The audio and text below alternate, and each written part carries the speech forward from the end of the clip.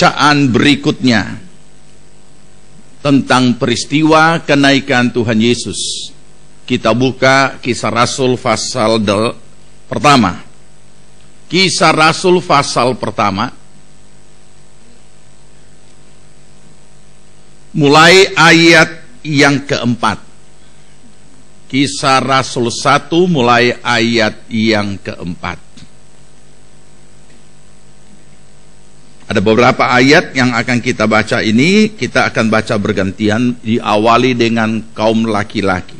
Pada suatu hari, ketika ia makan bersama-sama dengan mereka, ia melarang mereka meninggalkan Yerusalem dan menyuruh mereka tinggal di situ, menantikan janji Bapa yang demikian katanya, telah kamu dengar daripadaku, ya.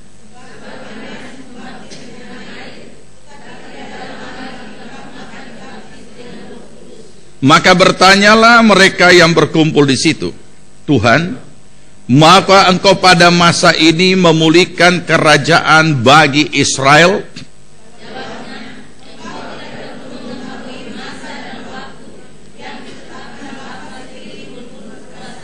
Tetapi kamu akan menerima kuasa kalau Roh Kudus turun ke atas kamu, dan kamu akan menjadi saksi bagiku di Yerusalem dan di seluruh Yudea dan Samaria dan sampai ke ujung bumi.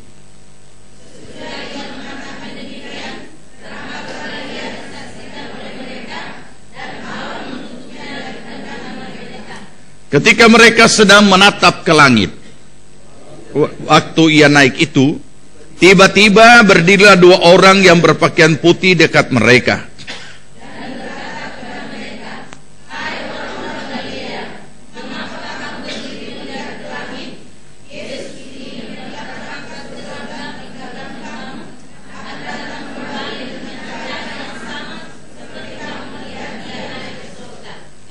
Ya, kita belajar nilai-nilai iman dari peristiwa kenaikan Tuhan Yesus. Kenapa nilai-nilai iman?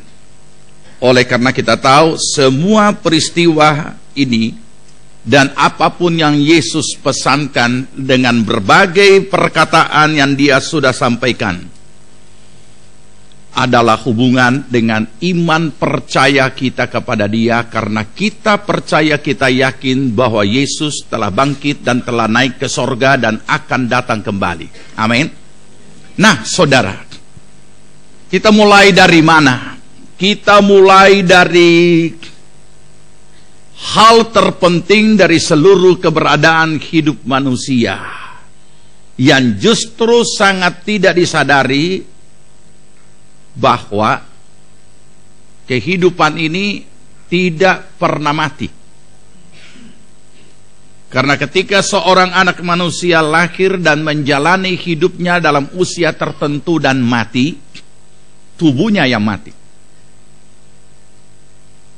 Andai kata kehidupan itu mati satu saat atau berakhir dan tidak ada lagi, kita tidak membutuhkan apa-apa dan tidak membutuhkan siapa-siapa, dan kita tidak akan pernah merasa ada neraka dan ada surga. Tetapi apa yang kita ketahui, memang ada banyak sekte atau bidat. Kenapa dikatakan bidat atau kult? Versi Kristen, bentuknya Kristen, tetapi di dalamnya ada berisi berbagai macam kepercayaan. Antara lain, ada yang tidak percaya Yesus sebagai anak Allah, ada yang tidak percaya ada sorga, ada neraka, ada banyak sekali paham-paham yang nampaknya sebagai ajaran Kristus, padahal bukan. Bahkan mereka punya gereja. Jadi inilah yang perlu kita pahami. Apakah hal yang terpenting itu? Ternyata pada ujung-ujungnya setiap orang ketika menjelang mati, di situ dia akan diperhadapkan dengan keadaan yang sebenarnya yang selama itu mungkin dia abaikan. Ada nyanyian sekolah minggu tempo dulu yang sangat sederhana bunyinya. Jika mati pergi mana, surga atau neraka. Itu nyanyian yang sederhana, saudara. Saya tidak tahu apa ini masih dinyanyikan. Dan banyak anak-anak sekolah minggu yang pulang ke rumahnya dan mulai menyanyikan ini, didengar oleh orang tuanya yang belum mengenal Kristus. Justru kemudian itu jadi berkat, karena ini nyanyian sederhana tetapi sangat to the point dan sangat tegas dan sangat gamblang. Jika mati, dan sepertinya walaupun manusia di dalam menjalani hidupnya mengejar cita-cita dan keinginannya dan apa saja, seolah-olah dia akan hidup 1000 tahun di dunia dan tidak pernah mengingat apa bahwa satu saat kelak akan mati, tetapi pada akhirnya setiap orang akan diperhadapkan saat-saat tertentu bahwa ia akan mati dan pergi kemana. Mungkin mereka tidak tahu surga atau neraka apa itu, karena mereka tidak pernah mendengar itu dan tidak pernah belajar dan tidak pernah tahu tentang itu. Tetapi secara umum semua orang tahu. Walaupun mungkin ada yang percaya, ada yang tidak percaya. Yang jelas sesudah mati mau kemana. Dan nyanyian sekolah minggu ini sederhana lagi melanjutkan dan berkata, surga, tempat yang senang kekal, neraka sengsara. Paling tidak itu tertancap dalam pemikiran mereka dan mengganggu pikiran mereka setiap hari. Dan pada saatnya, satu saat mereka akan diperhadapkan. Saudara yang dikasihi Tuhan, persoalan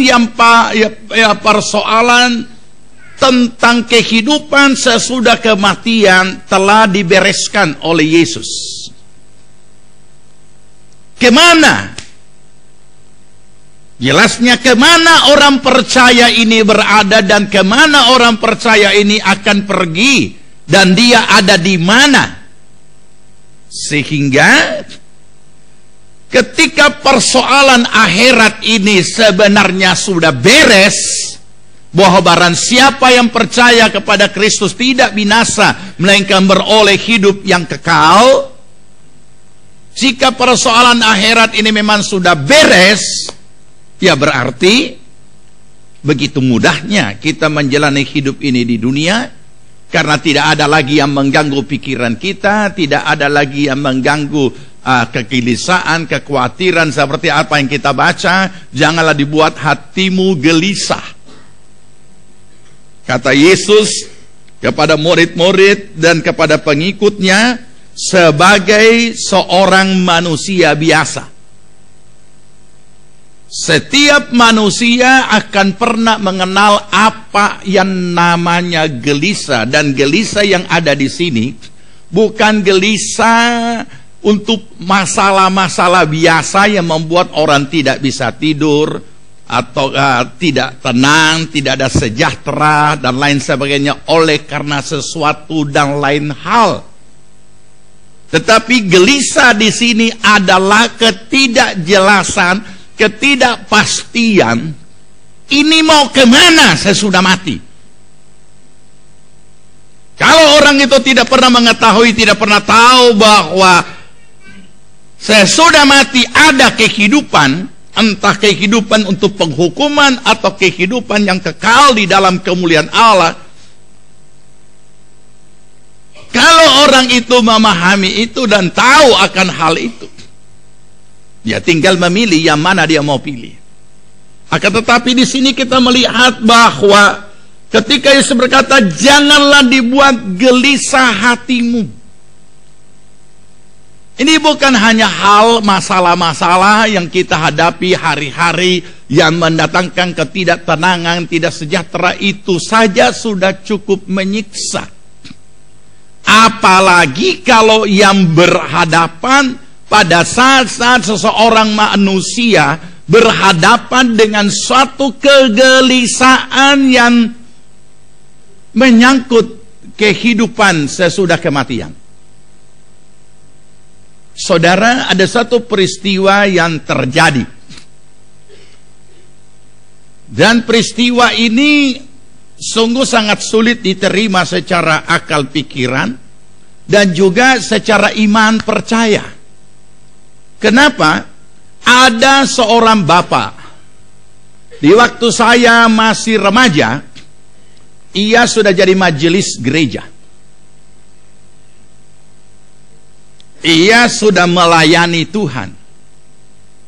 Jabatannya adalah ia seorang yang punya jabatan yang terbanyak di gerejanya. Karena memang orangnya cakap bekerja, tanggung jawab, disiplin, rapi, tegas. Ia jadi sekretaris gereja, ia jadi ketua paduan suara, ia jadi ketua musik di gereja itu, ia anggota majelis gereja, ia juga melayani perjamuan. Oh, segudang jabatan. Sampai pada akhirnya saya mendengar ia juga jadi guru sekolah Alkitab di bidang musik. Satu saat bapak ini jatuh sakit.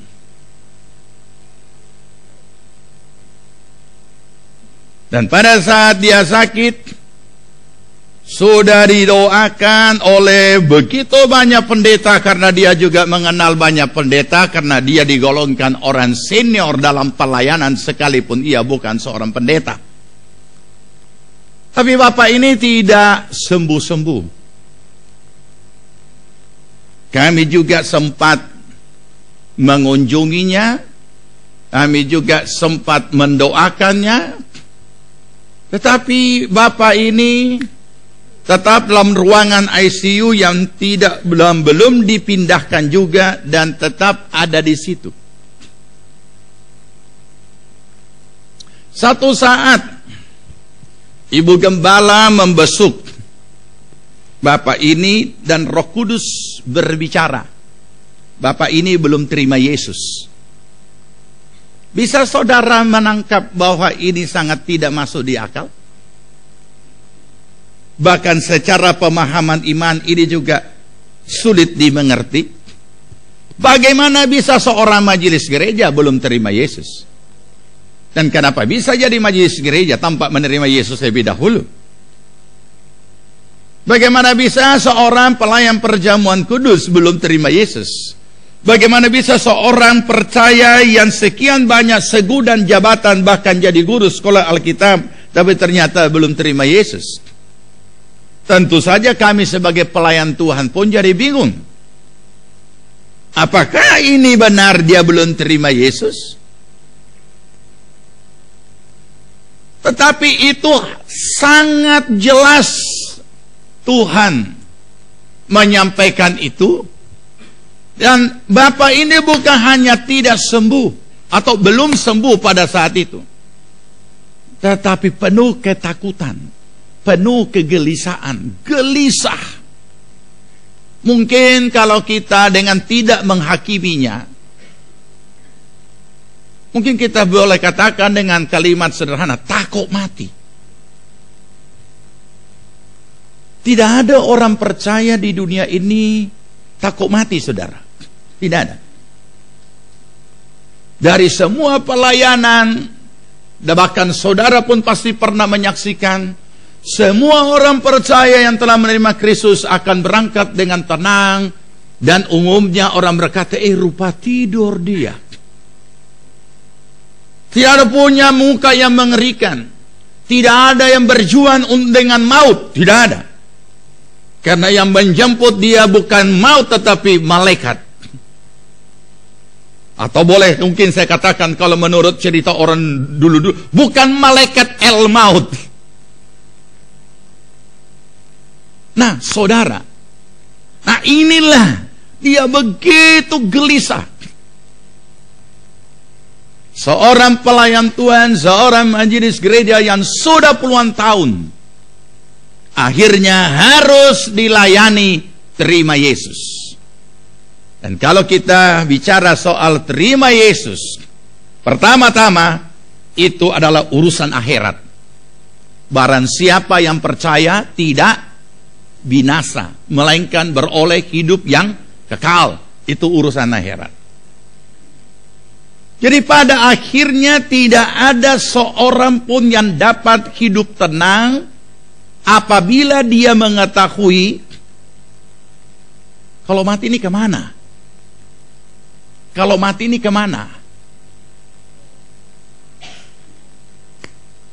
Sebelum pemikiran itu datang, mungkin orang dibutakan dan ditutup pemahaman pengertiannya oleh segala hal-hal duniawi di dalam dunia ini, sehingga rasanya lebih baik hidup 1000 tahun lagi.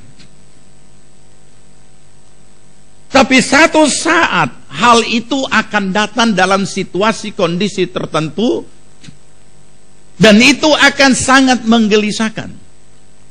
Sehingga apapun yang dimiliki, apapun yang ada, semuanya kayaknya nol, kosong, nothing, dan tidak ada gunanya apa-apa. Ia merasa hampa. Nah, saudara yang dikasihi Tuhan, murid-murid maupun pengikut Yesus, Yesus berpesan untuk apa dia naik ke sorga. Untuk apa ia pergi?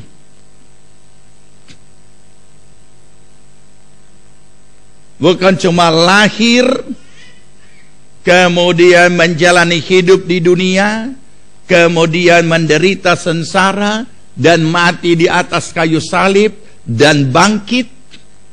Nah, bukan hanya sampai di situ, tetapi kemudian naik ke surga. Ini pun belum selesai, karena dia akan datang kembali seperti ia telah naik ke sorga. Nah, saudara, jadi seharusnya ketika kita sudah memahami dan sudah menerima Kristus, dan kita tahu apa yang kita peroleh dalam hidup kita, bahkan sepanjang hidup ini, bahkan sampai kepada kehidupan yang kekal, ini sudah merubah segala keberadaan kita dari seorang manusia biasa lahiriah menjadi manusia yang dipulihkan dan dirubah statusnya dari orang berdosa menjadi anak Allah. Dan kalau ini Tuhan sudah rubah begitu rupa, jelas bahwa Tuhan telah menjadikan kita berharga di matanya, dan sekaligus memberi makna hidup kita di dunia ini sebagai apa, dan apa yang seharusnya kita lakukan selagi kita masih hidup di dunia, karena belum ke sorga.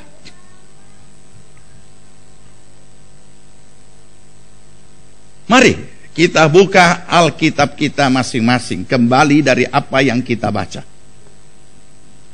Yohanes 14.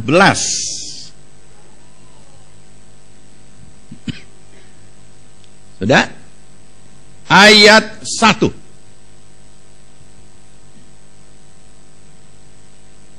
Yohanes 14 ayat 1.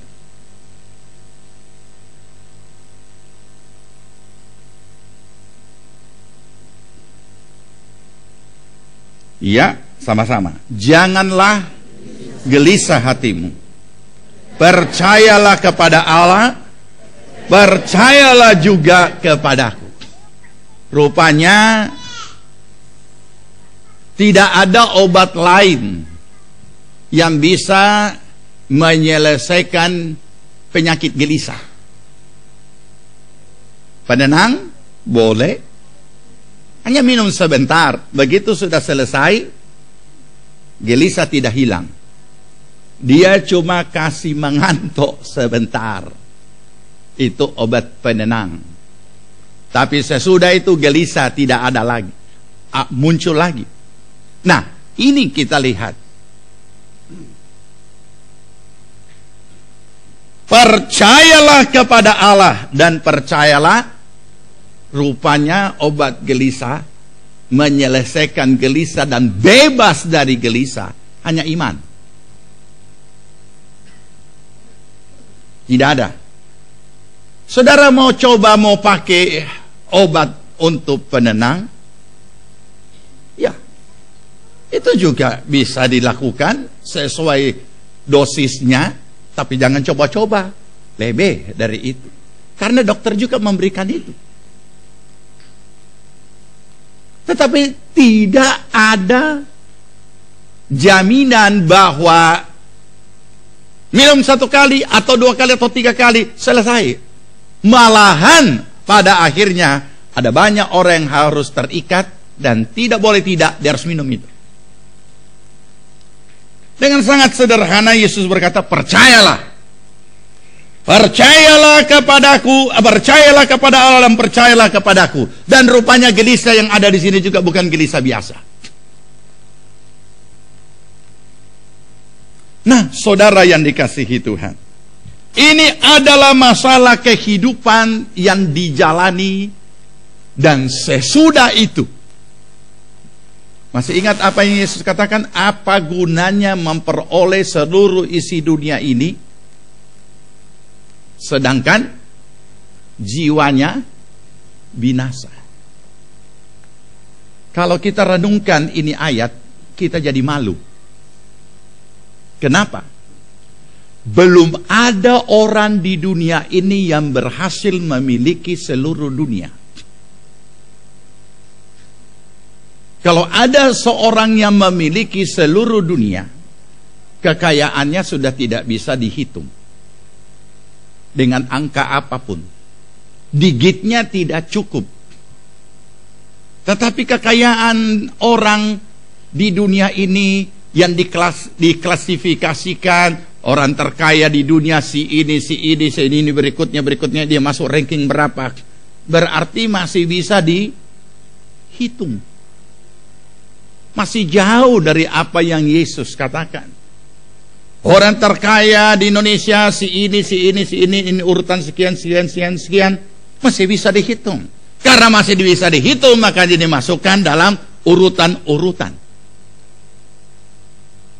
Nah, kembali kepada diri kita. Apa maksudnya? Tuhan melihat cara hidup seorang-orang ini, atau cara hidup manusia, dengan segala keinginannya untuk tercapai, dan dia boleh miliki, dan dia boleh nikmati. Tapi dia lupa satu hal. Untuk apa semuanya itu? Dan kemana sesudah itu? Makanya Tuhan berkata, apa gunanya? Apa gunanya? Karena apapun dan seberapa banyak pun yang kita miliki, tetap dua hal yang bisa terjadi. Kalau bukan dia yang tinggalkan kita karena musibah, kita yang akan tinggalkan dia karena kita akan mati. Itulah sebabnya apa gunanya. Dan ketika mati, ternyata masuk neraka.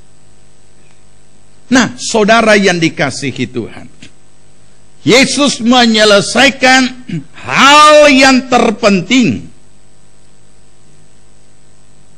dari sepanjang sejarah hidup manusia, dan kebutuhan inti daripada, kebutuhan utama daripada manusia.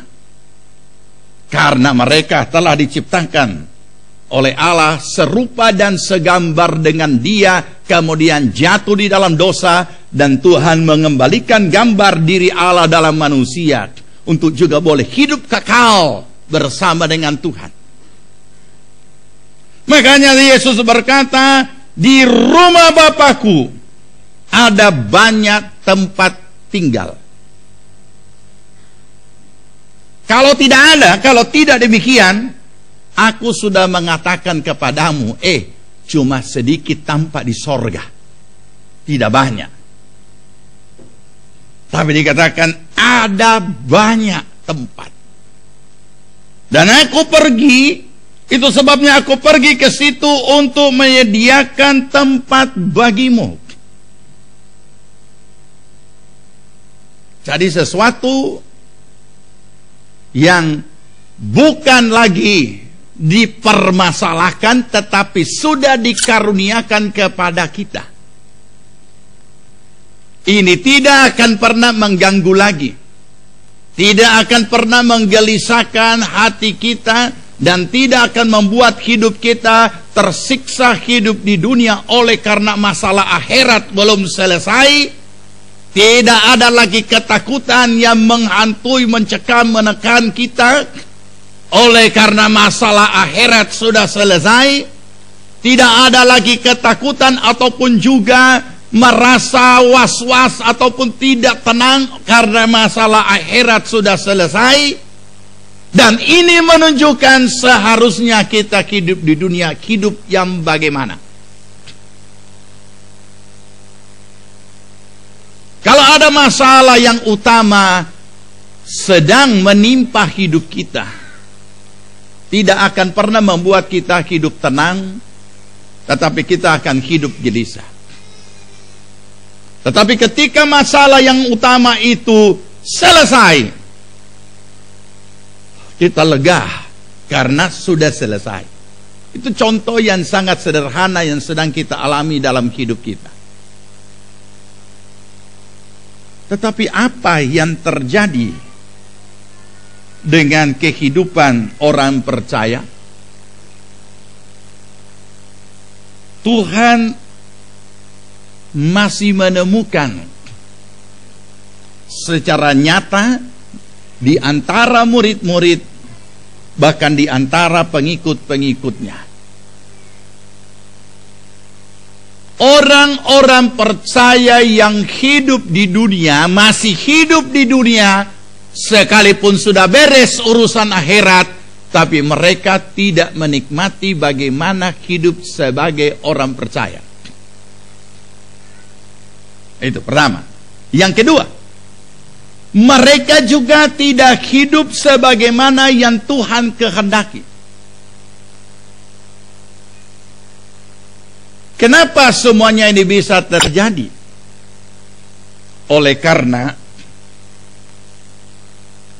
faktor manusiawi ini, faktor manusiawi yang dikendalikan oleh unsur jiwani kita ini, itu yang seringkali diterobos oleh iblis untuk membawa kita keluar daripada apa yang Tuhan kehendaki, untuk membuat kita tidak menikmati apa yang Tuhan sudah sediakan bagi kita, sekaligus untuk kita tidak melakukan apa yang Tuhan suruh kita lakukan. Nah, baik, mari kita lihat hal-hal tersebut Tuhan selesaikan sebelum dia naik ke sorga. Kita kembali ke Kisah Rasul pasal 1 yang sudah kita baca tadi. Setelah selesai urusan akhirat, kita mau belajar tentang kehidupan kita sebagai orang percaya dan bagaimana menikmatinya dan bagaimana menjalaninya. Ya, Kisah 1. Kita langsung pada ayat yang keempat.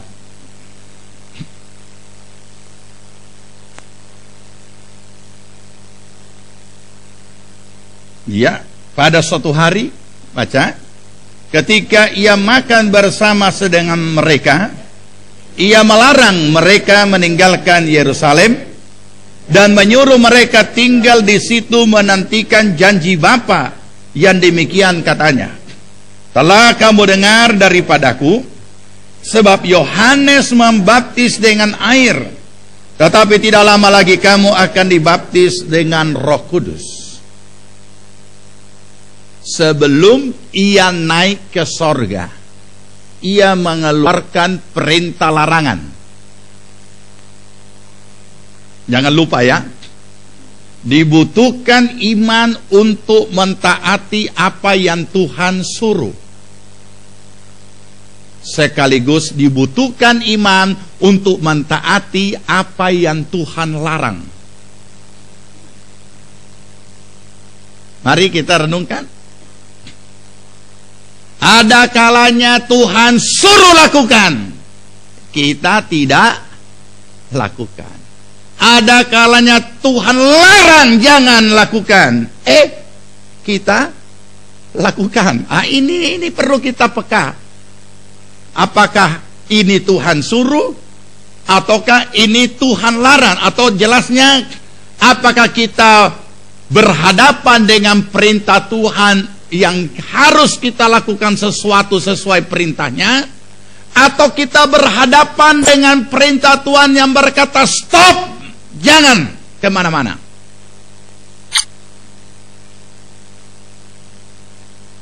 Karena biasanya orang percaya hanya selalu berusaha melakukan apa yang Tuhan suruh.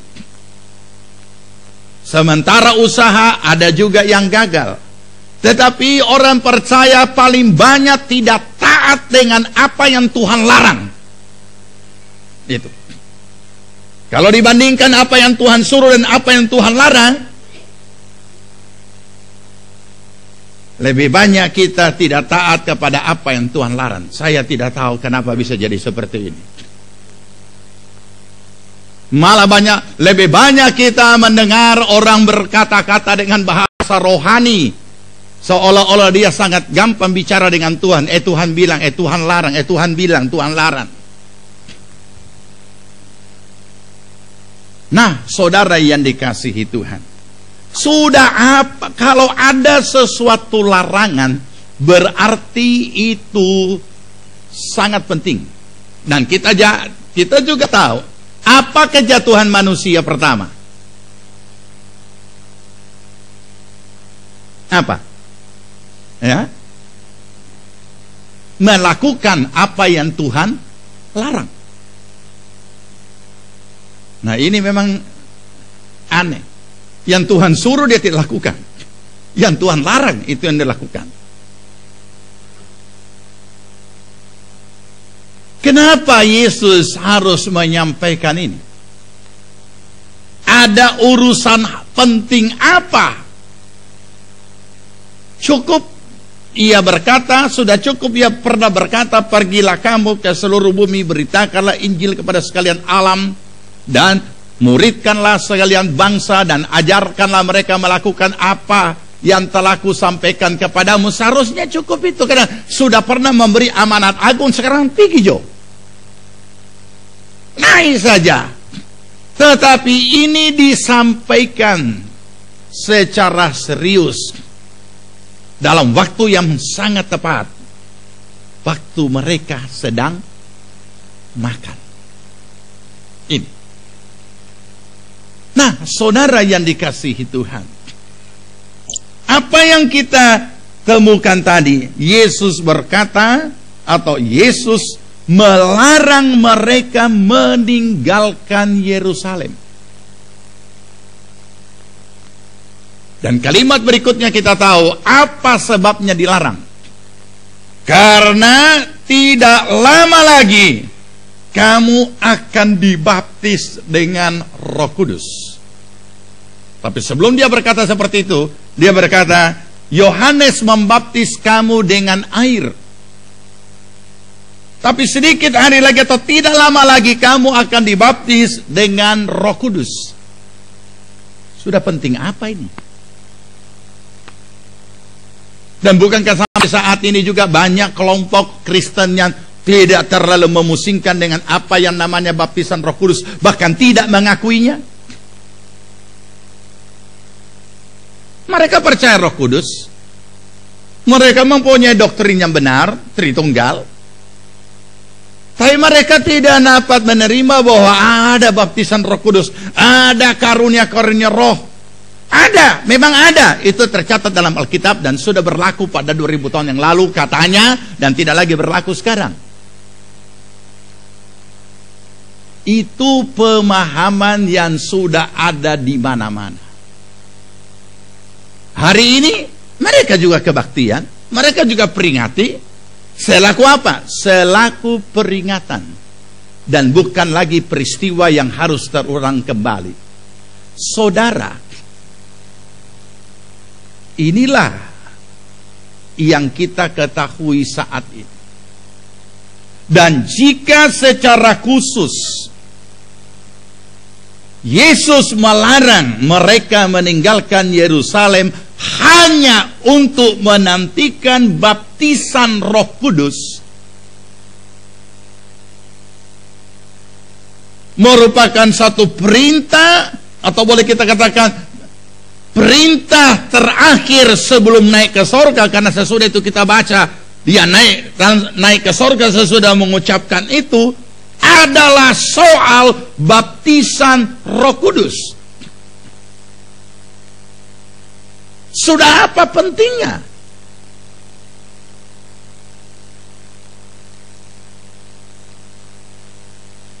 Disinilah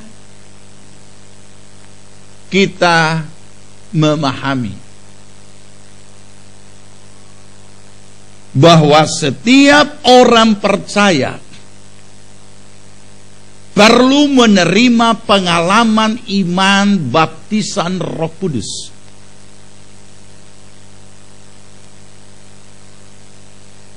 Tetapi murid-murid pada saat itu menangkap secara lahiriah.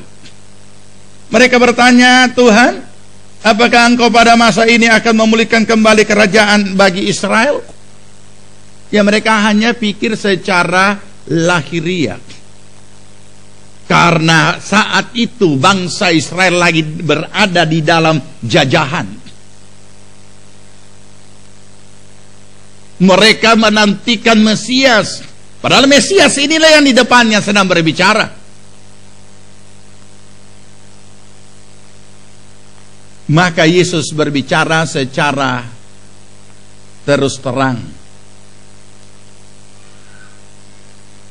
tentang memulihkan bangsa Israel. Engkau tidak perlu mengetahui masa dan waktunya yang ditetapkan Bapa sendiri menurut kuasanya.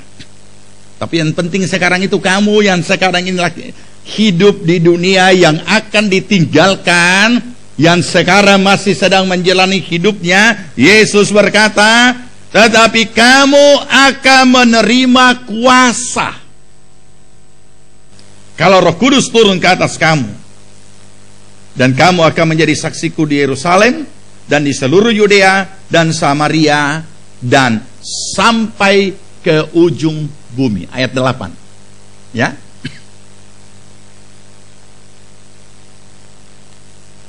Pertanyaan mereka tentang pemulihan kerajaan Israel ataupun juga bangsa Israel itu bukan yang utama yang harus Yesus jawab pada saat itu. Yang sekalipun mereka menganggap, mereka mempertanyakan itu karena pemahaman mereka hanya sampai di situ.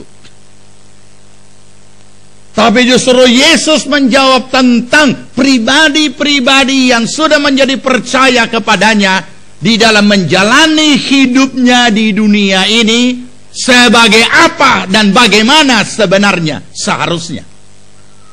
Kenapa? Karena dalam sepanjang pelayanan Yesus bersama dengan murid-murid, dia tahu benar kualitas diri mereka. Dia berhadapan dengan orang Farisi, ahli Taurat, orang Saduki, orang-orang agamais, tetapi Yesus tahu persis siapa mereka. Sehingga Yesus harus mengecam mereka dengan bahasa yang sangat kasar, atau dengan kata yang sangat kasar. Hai bangsa ular biludak. Bisa saudara bayangkan dan renungkan? Seorang terhormat, seorang tokoh agama, seorang yang punya kedudukan terhormat dan dihormati, dikatakan bangsa ular biludak. Tapi apa yang Yesus berkatakan, dia bisa pertanggungjawabkan karena dia tahu persis siapa orang ini. Apalagi yang Yesus katakan kepada orang-orang agamais ini. Yesus berkata, kamu adalah kubur yang berlabur putih. Rupanya memang umumnya kubur dicat putih, tapi isinya adalah bangkai orang mati. Begitu kerasnya Yesus berbicara. menunjukkan bahwa orang-orang agamais ini tidak dapat mempertanggungjawabkan imannya dalam kehidupan hari-hari. Kenapa? Dengan kata lain, mereka semua adalah orang-orang munafik. Itu Yesus berbicara dengan sangat keras dan kita tahu itu. Bagaimana dengan murid-muridnya sendiri? Mungkin kita tahu tidak separah itu. Tetapi sebenarnya lebih parah daripada kualitas orang-orang agamais pada waktu itu. Kenapa, saudara? Ada satu kalimat yang merupakan standar yang dipakai oleh Yesus pada saat itu. Benar, ia mengecam orang Farisi, ahli Taurat, imam-imam dan lain sebagainya.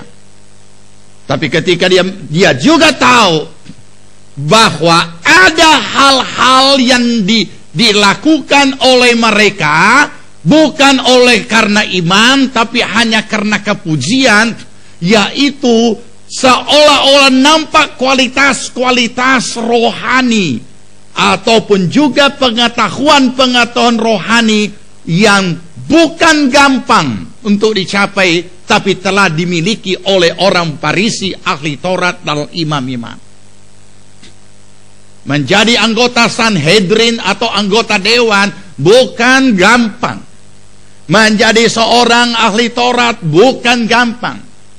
Mereka dari sejak kecil sudah dilatih begitu rupa melakukan hukum Taurat dengan ketaatan, dengan kedisiplinan, dan menghafal 5 kitab Musa. Itu sampai seperti itu. Kita hafal 3 ayat saja belum tentu ada di sini yang duduk di sini bisa hafal 3 ayat. Apalagi 1 kitab. Tidak gampang. Makanya ketekunan mereka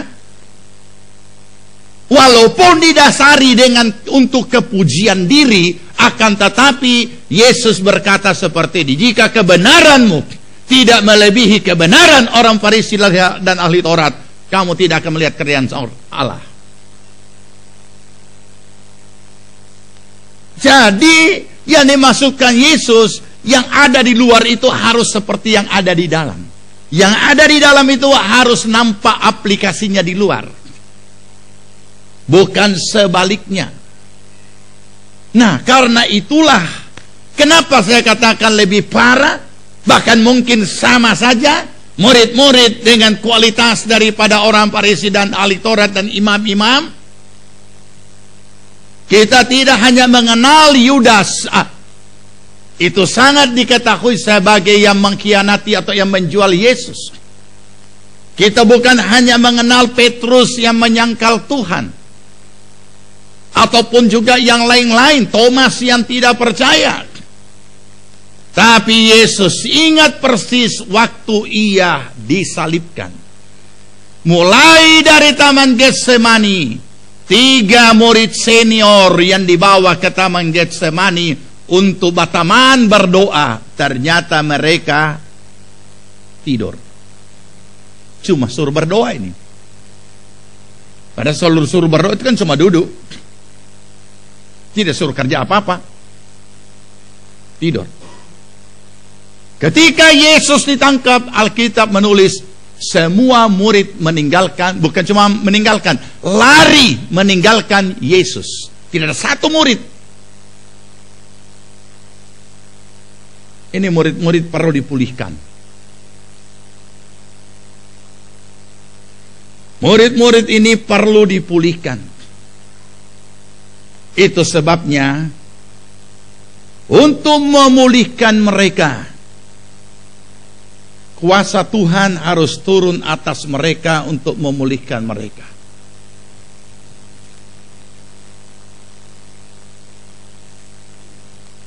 Saudara, kita tidak berbeda juga. Kenapa murid-murid bisa begitu lemah?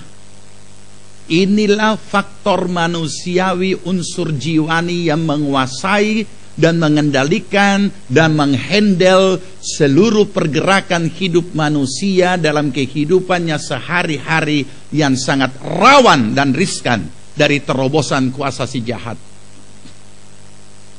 Sehingga kita membutuhkan penolong. Dan penolong itu kata Alkitab, roh penolong yaitu Roh Kudus. Kita butuh pengalaman pribadi hidup bersama Roh Kudus setiap saat. Kita bukan hanya butuh kuasanya. Kita bukan hanya butuh urapannya. Bukan. Kita butuh oknum Roh Kudus.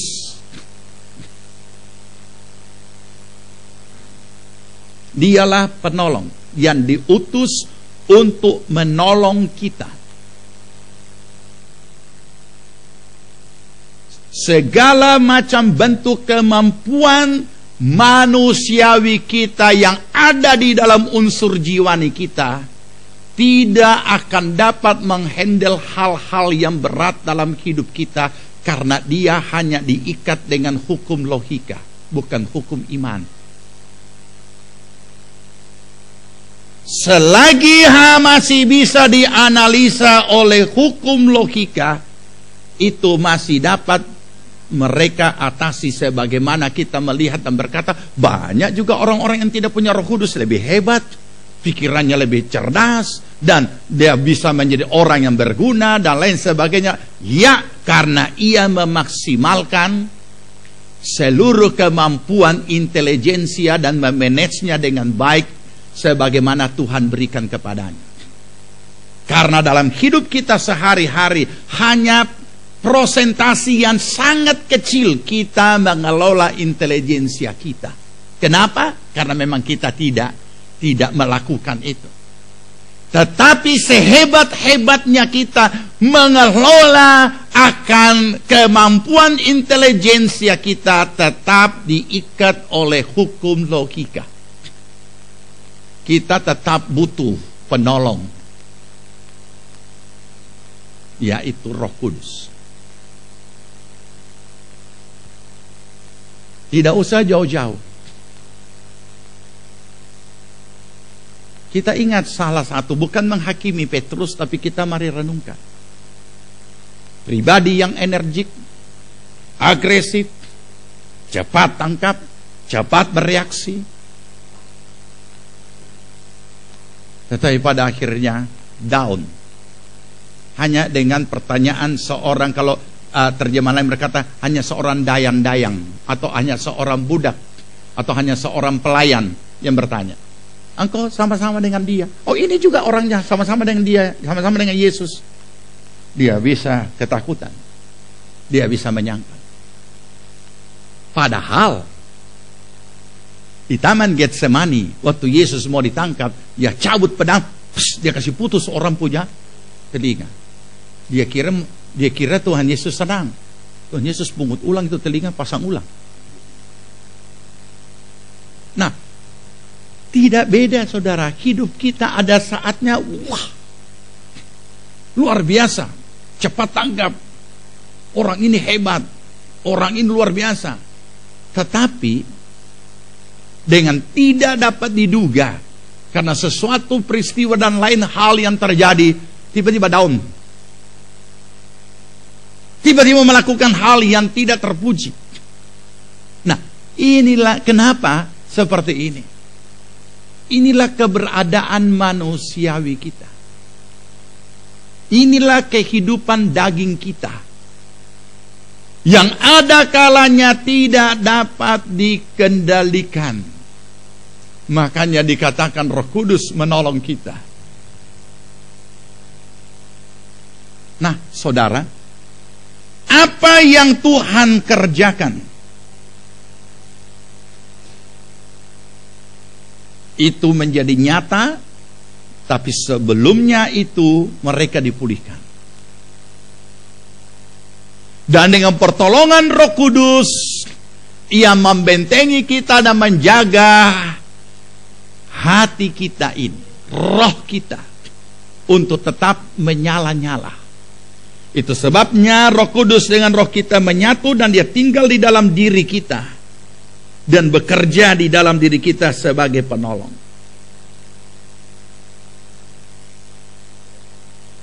Sebelum Yesus naik ke sorga, ia mengajukan pertanyaan yang sangat pribadi juga kepada Petrus karena dia perlu dipulihkan.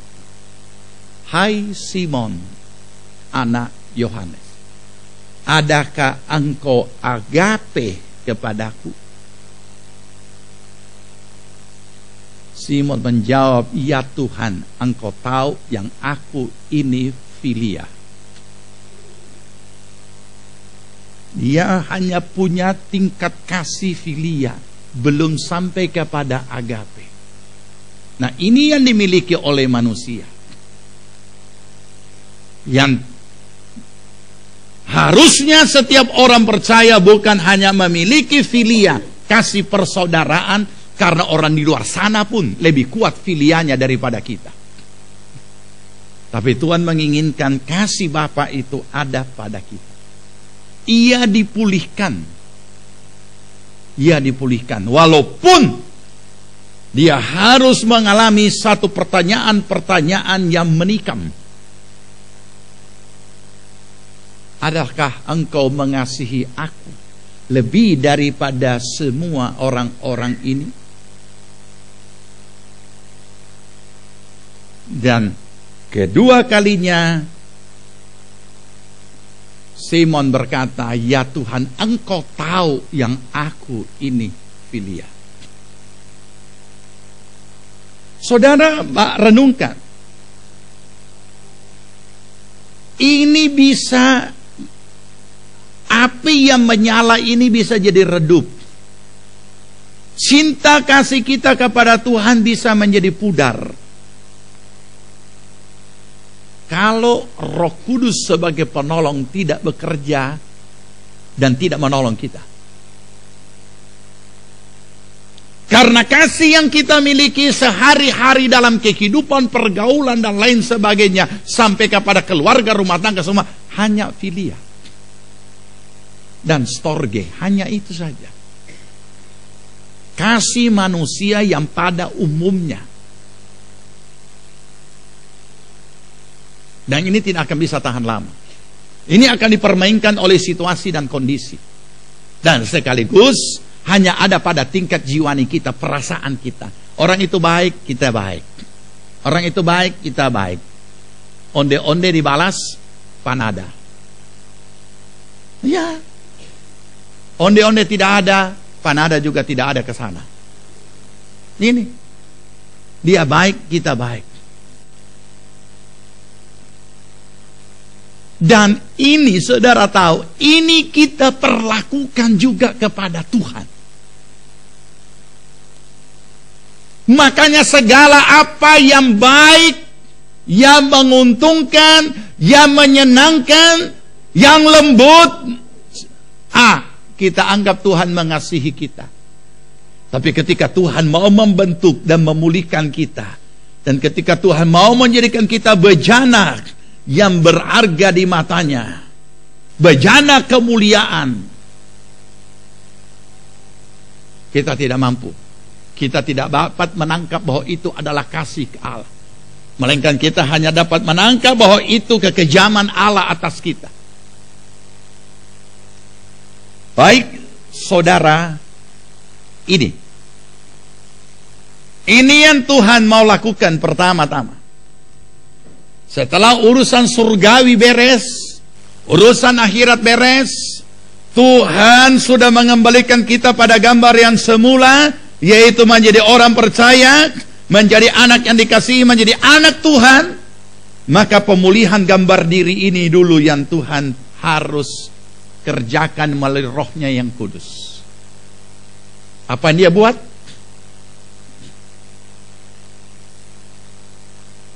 Kamu akan mendapat kuasa apabila Roh Kudus turun ke atas kamu. Kuasa, power, dunamis, ledakan di dalam diri kita. Pertama-tama kita dipulihkan, kita diubahkan. Sehingga karena ada kuasa daripada Roh Kudus. Kenapa ada kuasa? Karena kehadirannya. Jadi jangan salah mengerti. Jangan kita hanya butuh kuasa Roh Kudus. Bukan. Karena dia ada kuasa. Urapan Roh Kudus. Bukan. Karena ada Roh Kudus, urapan bekerja. Dan kalau kita hanya meminta urapannya tapi Roh Kudusnya tidak perlu. Jadi kapan? Nanti kalau saya melayani Tuhan, urapi saya. Sesudah saya melayani tidak perlu kau. Ini yang tanpa kita sadari. Ya. Padahal yang kita butuhkan, yang dikatakan baptisan Roh Kudus. Kita dibaptis dengan Roh Kudus. Perhatikan apa yang Yesus katakan, ya. Kita baca ayat 8 dari Kisah Rasul tadi.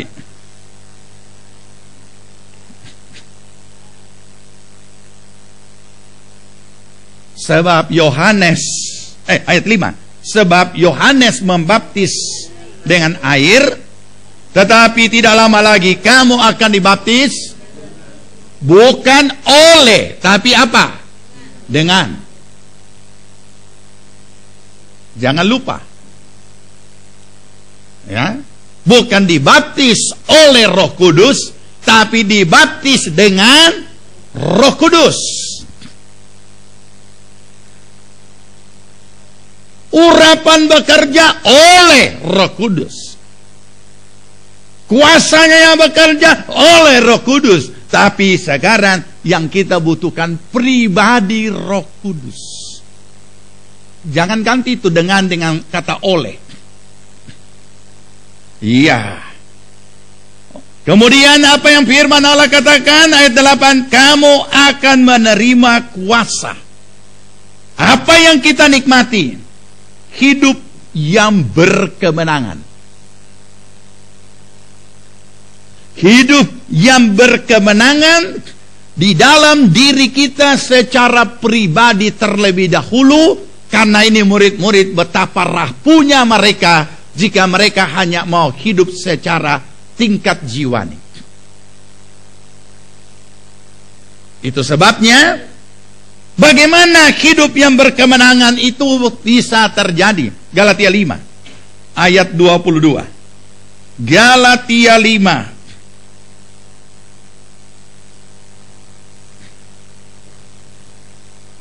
Galatia pasal 5 ayat 22.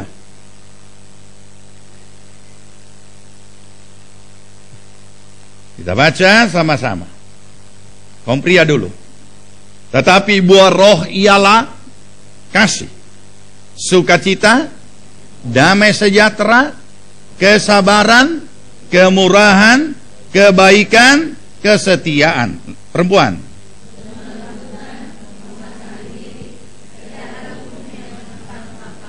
Ini karya Roh Kudus dalam hidup kita.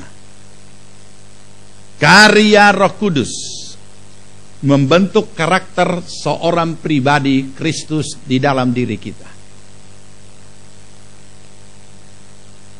Dan disinilah peranan kuasa Roh Kudus menolong kita dalam pembentukan karakter ini. Perhatikan yang kita baca, buah Roh Kudus, bukan karunia. Nanti sebentar kita baca karunia dalam 1 Korintus 12. Buah Roh Kudus. Makanya diingatkan saudara dan ditanamkan bagi saudara, buah adalah proses. Karunia bukan buah dan buah bukan karunia. Tetapi di sini dikatakan buah roh. Jadi satu pribadi, misalnya contoh, buah roh ialah kasih. Seorang pribadi orang percaya yang hanya punya eros, punya storge, punya filia, tapi tidak punya agape, maka dia akan diproses dalam hidupnya sampai memiliki agape. Dan untuk bisa bertahan dalam proses ini, hanya kuasa Roh Kudus yang menjadi penolong yang bisa menguatkan kita. Kalau tidak, kita tidak akan pernah punya agape. Sekalipun kita tahu kita lahir dari agape, tapi dia tidak akan bertumbuh. Dan apabila kita melakukan hal-hal yang ada hubungannya dengan kasih, maka yang kita lakukan hanyalah 1 Korintus 13. Tidak usah baca. Apa itu 1 Korintus 13? Definisi kasih dan bentuk-bentuknya, dan perbuatan-perbuatan kasih tanda kutip yang dilakukan dengan sangat mengagumkan, tapi bukan berdasarkan kasih, tapi berdasarkan kepujian. Itu 1 Korintus 13. Bahkan Paulus berkata, jika aku bisa berbahasa malaikat sekalipun, tapi aku tidak punya kasih, aku bukan apa-apa. Maka pemikiran logika kita berkata, bagaimana bisa ada orang so bahasa malaikat, bisa bicara dengan malaikat tapi tidak punya kasih? Untuk kepujian. Jika aku membagikan seluruh hartaku sekalipun, tapi aku tidak punya kasih, aku seperti gong yang gemerincing. Kemudian kita pikiran logika kita berkata, bagaimana bisa orang menyerahkan seluruh hartanya masih dikatakan tidak ada kasih? Bisa. Ada banyak orang gampang berbuat baik tanpa kasih karena kepujian. Coba ada bencana alam, punya 10 bungkus supermie, coba bagikan, kalau tidak masuk langsung di dalam berita. Apalagi kalau 100 karton supermie. Saudara masuk di dalam televisi. Oh, ini saudara bapak ini, oh keluarga ini, oh gereja ini memberikan bantuan bencana alam yang terjadi. Apa nih? Baru-baru banjir bandang di Kamarora ya. Aduh, aneh juga kalau saudara tidak dengar. Sedangkan saya di tempat jauh dapat tahu, oh Kamarora kasihan. Di sana ada jamaat kita. Coba antar supermi. Kita tidak tahu om. Sekarang masih perlu, sudah banjir so tidak ada, supermi so tidak perlu, terlambat. Ya, nah ini saudara. Jadi memang dibentuk penguasaan diri, dikatakan di sana kasih, sukacita. Sukacita juga yang bukan hadiah saudara. Sukacita itu hadir di tengah-tengah duka cita. Damai sejahtera, kesabaran, kemurahan, kebaikan, kesetiaan, kelemah lembutan, penguasaan diri. Semua ini adalah buah. Ya Tuhan, berikanlah saya penguasaan diri. Untuk diberikan, boleh berdoa.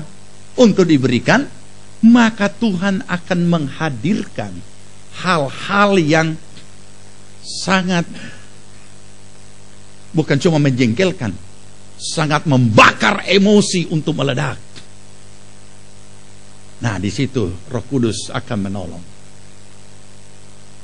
supaya kita bisa menguasai diri dalam situasi kondisi yang sedang kita hadapi. Tetapi kita jujur, kadangkala kalau semua nyala, so lupa Roh Kudus. Yang kita ingat parang. Mana itu parang? Kita ada taruh sini, siapa kasih pindah? Nah, jadi ini adalah buah. Kenapa saya harus ulang-ulang ini, tanamkan dari dulu? Kenapa? Oleh karena di luar sana banyak sekali yang tidak memahami bahwa buah itu proses. Dia kira hanya dengan berdoa kemudian tiba-tiba sudah jadi lobo. Tidak. Tidak. Malah kalau lagi emosi mana bisa berdoa? Ya kan? Itu hanya doa singkat yang diperlukan. Doa singkat bagaimana? Ya Tuhan, Roh Kudus, tolonglah saya, tolonglah saya. Ya, makanya Alkitab berkata, biarlah kamu tenang supaya bisa berdoa. Nah, memang kalau tidak tenang, tapi mau bikin tenang ini, siapa yang mau bikin kasih tenang? Nah, penyerahan diri kita kepada Roh Kudus. Baik saudara, kita lihat sesudah itu karakter kita dibentuk setiap hari sampai hari ini. Ya, sampai hari ini. Kapan dia berhenti pembentukan karakter? Kalau kita berhenti bernapas, berhenti jugalah. Kenapa dikatakan oleh Alkitab setiap hari diperbaharui oleh firman, setiap hari. Jadi kehadiran firman untuk kita taati, itulah latihan bagi kita untuk pembentukan karakter kita dengan pertolongan Roh Kudus. Ini. Jadi setiap hari dibaharui, setiap hari. Kapan? Sebab kenapa harus dibaharui setiap hari? Ya unsur jiwani ini, manusiawi ini. Nah itu sebabnya terus bekerja. Ya, kenapa? Sebab mungkin kali ini dia lolos, besok-besok dia tidak terkendali karena situasi kondisi.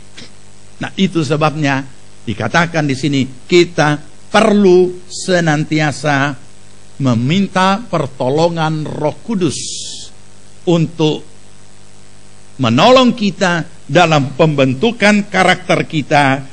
Baru Tuhan melengkapi dengan karunia-karunia Roh Kudus. 1 Korintus 12. 1 Korintus 12. Mulai ayat 5. 1 Korintus 12 mulai ayat 5. Ya, ada rupa-rupa pelayanan tetapi satu Tuhan. Ada berbagai-bagai perbuatan ajaib, tetapi Allah adalah satu yang mengerjakan semuanya dalam semua orang. Tetapi kepada tiap-tiap orang dikaruniakan penyataan roh untuk kepentingan bersama. Sebab kepada yang seorang roh memberikan karunia untuk berkata-kata dengan hikmat, kepada yang lain roh yang sama memberikan karunia berkata-kata dengan pengetahuan, kepada yang seorang roh yang sama memberikan iman, kepada yang lain memberikan karunia untuk menyembuhkan, kepada yang seorang roh memberikan kuasa untuk mengadakan mujizat, dan kepada yang lain ia memberikan karunia untuk bernubuat, dan kepada yang lain lagi ia memberikan karunia untuk membedakan macam-macam roh, kepada seorang yang memberikan karunia untuk berkata-kata dengan bahasa roh, dan kepada yang lain ia memberikan karunia untuk menafsirkan bahasa roh itu. Jadi ini untuk apa? Supaya di dalam pelayanan kita dilengkapi dengan karunia ini untuk pekerjaan pelayanan dalam melayani Tuhan. Ini karunia Roh Kudus. Karunia adalah pemberian. Dan karunia bekerja seperti yang kita baca menurut kehendaknya. Bukan seperti seklar lampu, ceklek dia menyala, ceklek dia mati. Bukan, menurut kehendaknya. Nah, karunia tidak lebih daripada buah roh. Karena karunia adalah pemberian. Bukan karena dia sesuatu apa kemudian benda. Pemberian, karunia. Tetapi buah roh itu adalah karakter diri. Ini.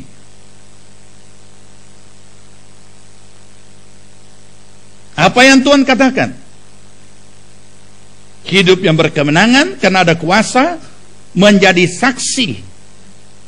Ya, tanpa kita baca kita sudah tahu itu, menjadi saksi baik di Yerusalem, Yudea, Samaria sampai ke ujung bumi. Menjadi saksi yang paling gampang dimengerti, menyampaikan apa yang Tuhan sudah kerjakan dalam hidup kita. Dan disitulah orang bisa mengenal siapa Kristus sebagai Tuhan dan Juru Selamat. Tidak sulit untuk memberitakan Injil. Tapi kalau belum ada apa-apa yang kita alami dari Tuhan,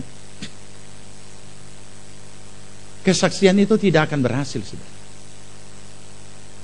Kita ini memberitakan Injil, bukan membagikan ilmu masuk sorga. Ada orang tidak memahami. Dia memberitakan Injil, bukan memberitakan Injil seperti yang Alkitab katakan. Dikatakan sini, kamu menjadi saksi bagiku. Paulus berkata, kami tidak akan pernah berhenti berkata-kata oleh karena kami menyaksikannya. Dengan apa yang kami saksikan. Kita memberitakan Injil, jangan lupa, bukan membagikan ilmu keselamatan masuk sorga. Bukan. Ada banyak orang memberitakan Injil, bukan memberitakan Injil. Hanya membagikan ilmu masuk sorga melalui Yesus. Nah, beda saudara.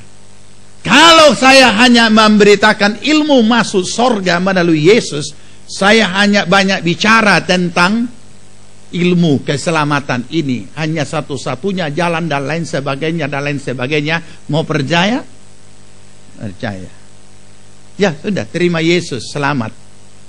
Tapi begitu besok dia bergaul dengan saya, dia tahu siapa saya. Dengan sangat mudah dia tinggalkan Yesus. Ini dikatakan menjadi saksi bagiku, bukan membagikan ilmu masuk surga melalui Yesus, bukan. Menjadi saksi. Ketika saya menyaksikan tentang Yesus, saya menyaksikan apa yang Yesus sudah buat pada diriku. Dan itulah kata Alkitab. Percaya? Percaya. Terima Yesus, doakan. Saya bergaul, maka dia akan melihat kehidupan yang benar sudah diubahkan. Karakter yang sudah diubahkan. Bukan bagi, saya tidak pernah mau membagi ilmu masuk surga melalui Yesus. Tidak. Itu bukan pemberitaan Injil. Itu mengajar teologia. Harus bisa bedakan mengajar teologia dan memberitakan Injil tidak sama. Jadi kalau saudara memberitakan Injil, beritakanlah Injil, bukan mengajar teologia. Dan itu dapat kita pertanggungjawabkan melalui kehidupan kita. Jadi saksi bagiku di Yerusalem, Yudea, Samaria, sampai ke ujung bumi. Berhenti memberitakan teologia. Berhenti menjual ilmu, bukan menjual, membagikan ilmu masuk surga melalui Yesus. Berhenti. Yang Yesus kehendaki adalah beritakanlah Injil. Jadilah saksi. Paulus berkata begini, kamu semua jadi saksi, dan Allah jadi saksi tentang diriku, betapa setia dan tekunnya dan lain sebagainya aku hidup di hadapan Allah. Menjadi surat yang terbuka.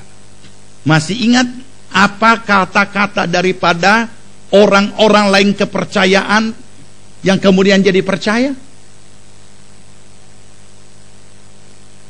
Kalau saya melihat orang Kristen, saya tidak akan pernah jadi Kristen. Itu kalimat mereka. Apa kata Mahatma Gandhi? Andaikan orang Kristen hidup seperti Yesus hidup, saya sudah lama percaya. Saudara pernah nonton film Mahatma Gandhi yang sangat menghebohkan dunia? Sesungguhnya yang dia lakukan adalah apa yang ada di sini. Melawan kejahatan dengan kebaikan. Dan masih lihat bagaimana di kereta ketika dia duduk di gerbong, kemudian diusir suruh pindah oleh orang kulit putih, oleh orang Inggris. Nah ini, makanya dikatakan Mahatma Gandhi nyaris jadi orang percaya atau nyaris jadi orang Kristen, tetapi sekaligus tidak menjadi orang Kristen oleh karena orang Kristen. Kita tidak disuruh Tuhan mengajar teologia dan mengajar ilmu masuk surga. Yang Tuhan suruh kita jadi saksi. Yang Tuhan suruh kita ajar apa? Ajarkanlah segala sesuatu yang aku katakan. Yaitu kita tuntun orang, kita mentor orang, kita bimbing orang di dalam kehidupan rohaninya mengikut Yesus setelah dia menjadi percaya. Makanya pergilah kamu, beritakanlah Injil, muridkanlah segala bangsa, dan ajarilah mereka melakukan segala apa yang kuajarkan kepadamu. Nah ini. Jadi saksi. Dan apa yang terjadi saudara? Kita tahu, kita selesaikan. Ya. Ini yang terjadi.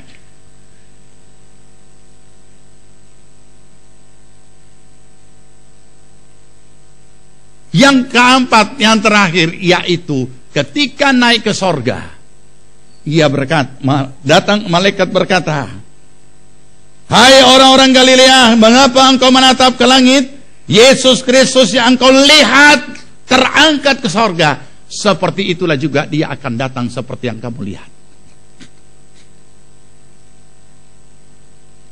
Setelah pemulihan terjadi dalam hidup kita, karakter kita diubahkan, dibentuk, maka kita tahu apa yang harus kita lakukan dalam hidup kita di dunia, selain mengerjakan segala sesuatu tentang hidup kita sebagai manusia lahiriah. Iman kita dipersiapkan menanti kedatangan Tuhan. Kenapa? Karena tidak semua manusia akan mati sebelum kiamat. Tidak semua manusia, tidak semua di antara kita akan mati sebelum kedatangan Tuhan. Itu sebabnya kita harus persiapkan diri dari sekarang. Apa yang firman Allah katakan? Berjaga-jaga.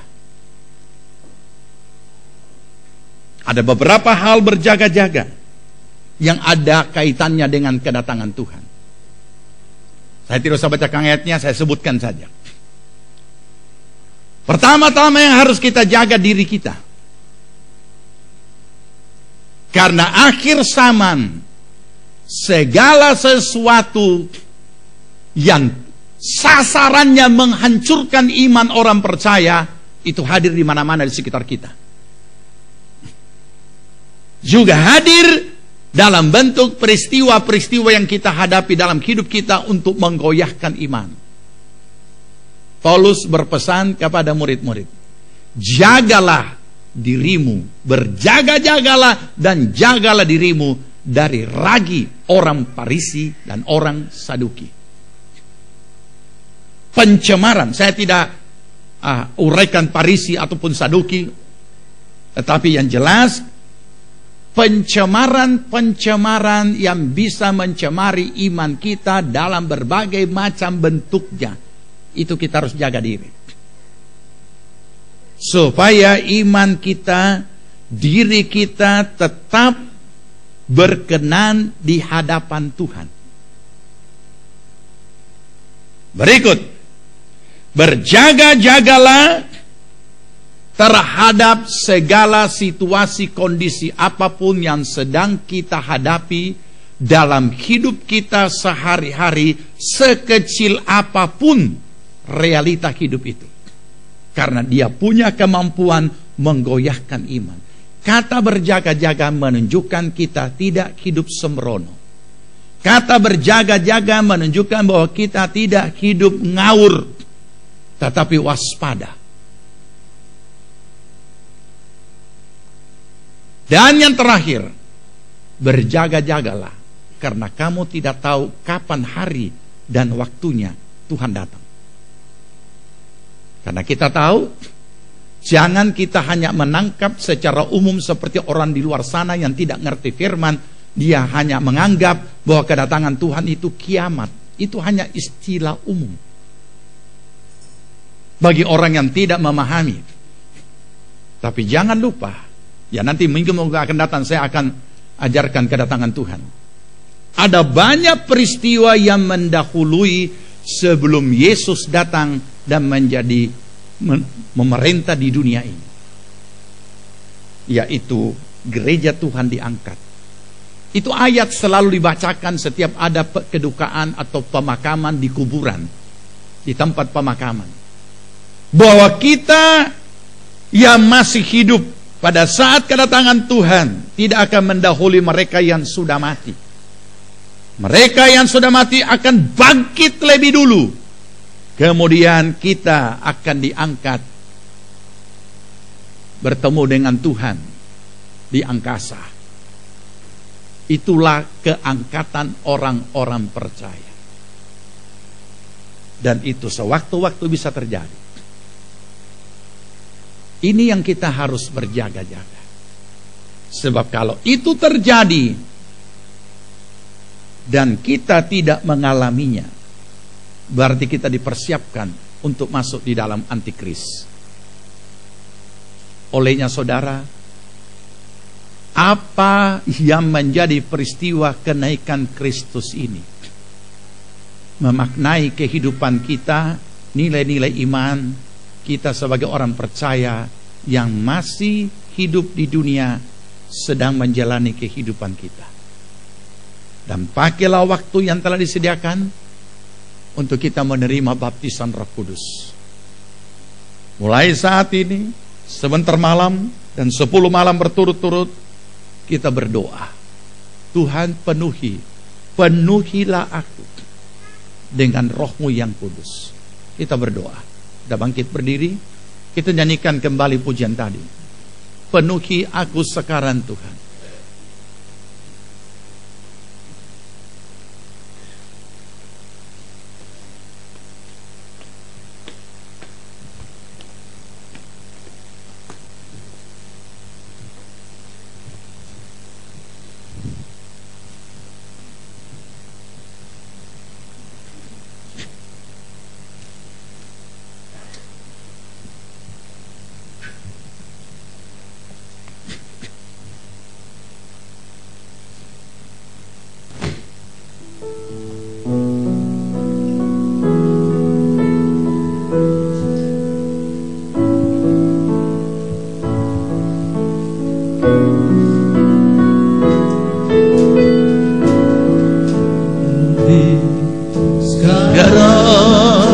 Tuhan, penuhilah hidupku. Hatiku bagai tanah gersang, merindukan remahan Roh Kudus. Amin. Hidupku bagai bejana, ku bawa ke sungai-Mu Tuhan. Hidupku rebut kesejukan, air hidupku Tuhan.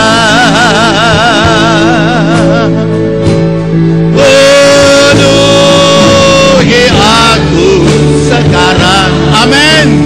Penuhi lagi, amin Tuhan. Hanya Engkau yang ku rindu, semalam hidupku Tuhan.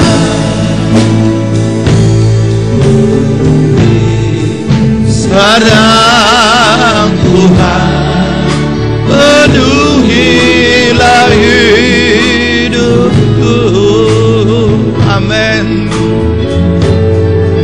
Hatiku bagai tanah gersang, merindukan jamahan Roh Kudus, amin, amin Tuhan.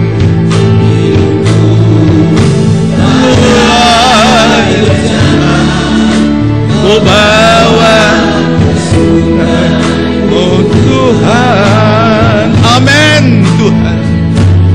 Ku ingin ku ragu kesejukan, air hidupmu Tuhan. Penuhi aku sekarang, penuhilah hidupku.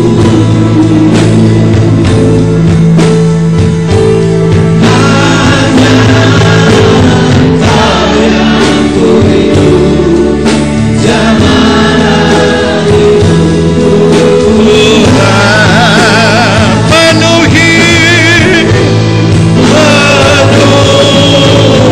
aku sekarang, penuhilah hidupku.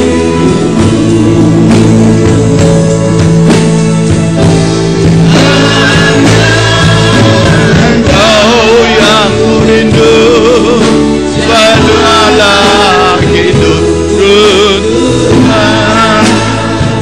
Kaum wanita, penuhi.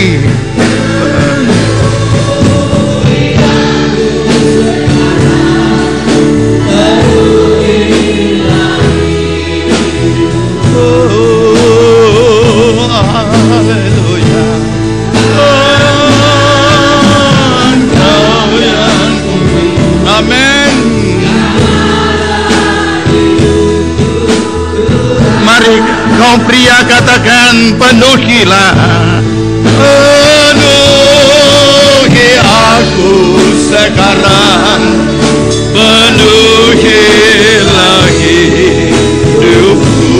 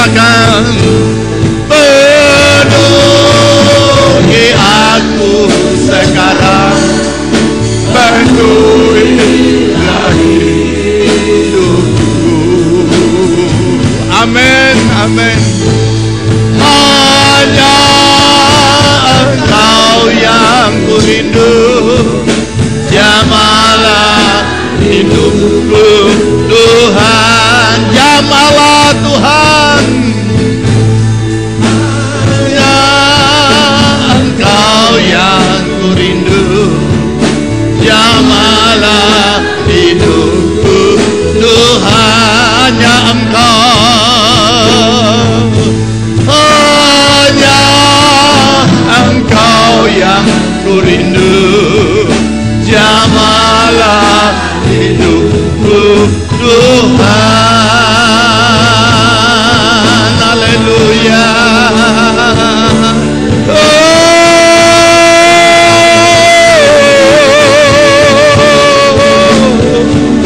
Nyamalah kami Tuhan.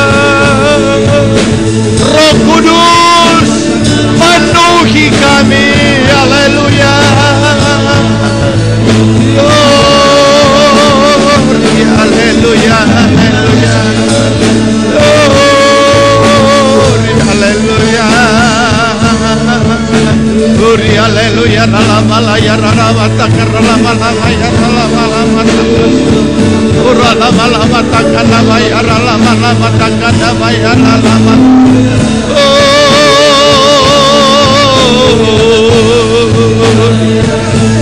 Haleluya, haleluya, ralalamaya, ralalamata, kanamaya, ralalamata.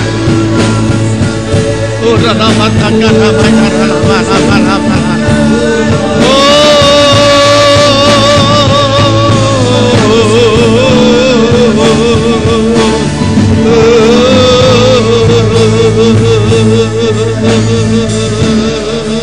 Ya ralalamaya, ralalamata, kanamaya, ralalamata. Uraya ralamalaya ralamataka namaya ralamasa. Uriya ralamataka namaya ralamaya ralamataka namaya ralamasa namaturi ralamasa. Kinamaya ralamalaya ralamataka namaya ralamaya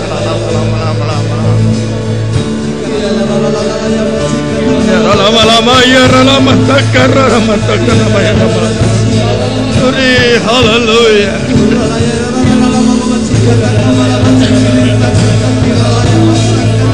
Alamat dekat sana, namanya alamat. Ya rahmat dekat sana.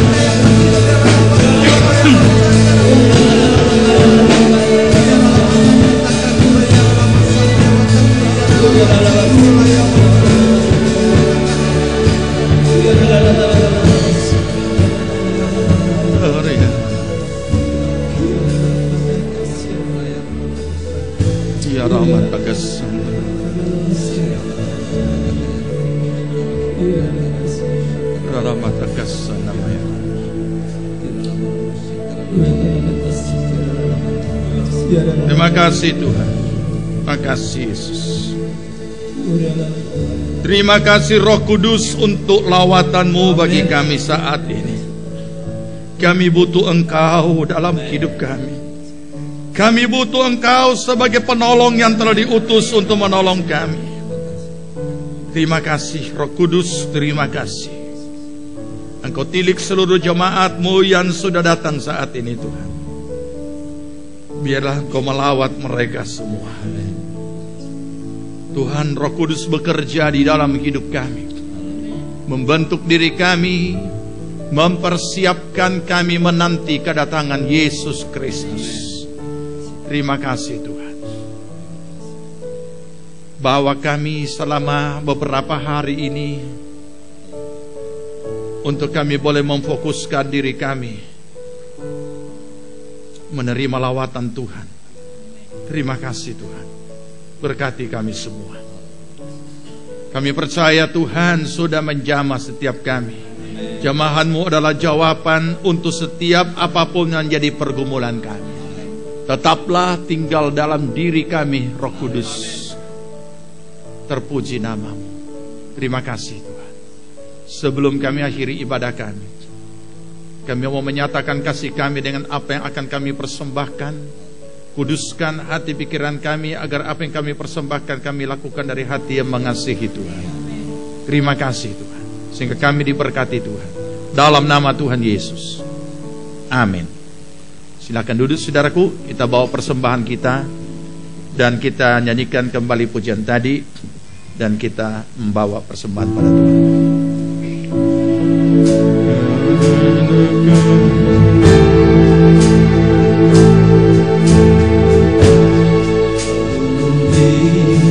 Sekarang Tuhan penuhilah hidupku,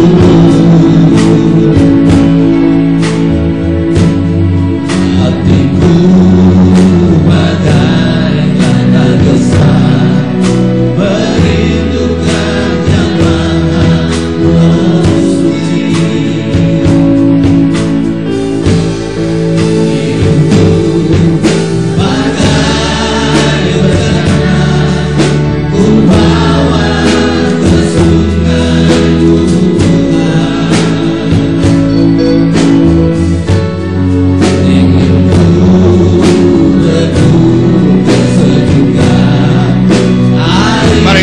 berdiri.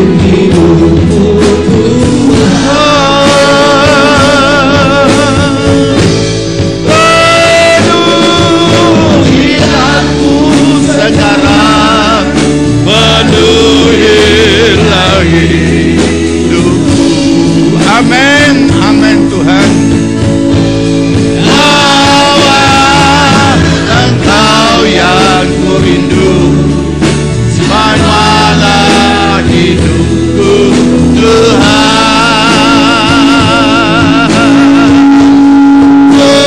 Penuhi aku sekarang, penuhilah hidupku. Hanya Engkau yang ku rindu, jamalah hidupku Tuhan. Hanya Engkau yang ku rindu, jamalah hidupku Tuhan. Hanya Engkau yang ku rindu, jamalah hidupku Tuhan.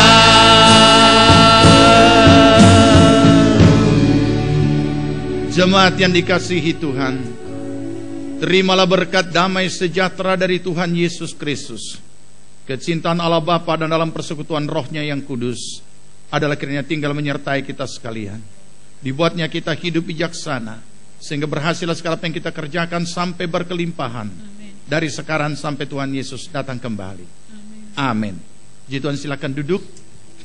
Kami ingin memberikan beberapa petunjuk pada saudara sehubungan dengan adanya doa baptisan Roh Kudus mulai malam ini sampai 10 malam ke depan. Fokuskan akan hati kita sesuai pujian ini. Hanya Engkau yang ku rindu. Jadi kita fokuskan selama beberapa malam ini hanya merindukan baptisan Roh Kudus, kepenuhan Roh Kudus. Sekalipun mungkin kita ada banyak pergumulan, tapi kita fokuskan untuk kerinduan hati kita tentang baptisan Roh Kudus. Berikut, bagi kita semua selama beberapa hari ini, baik yang melayani maupun juga seluruh jemaat yang merindukan baptisan Roh Kudus dan juga urapan-urapan Roh Kudus serta kuasa Roh Kudus dan penyertaannya, mari kita juga mengambil bagian baik dalam doa dan puasa dengan tekun untuk kita bersama-sama mengikuti kegiatan selama 10 malam ini. Demikian kami sampaikan, kita bersaat teduh sebelum kita pulang. Tuhan Yesus memberkati.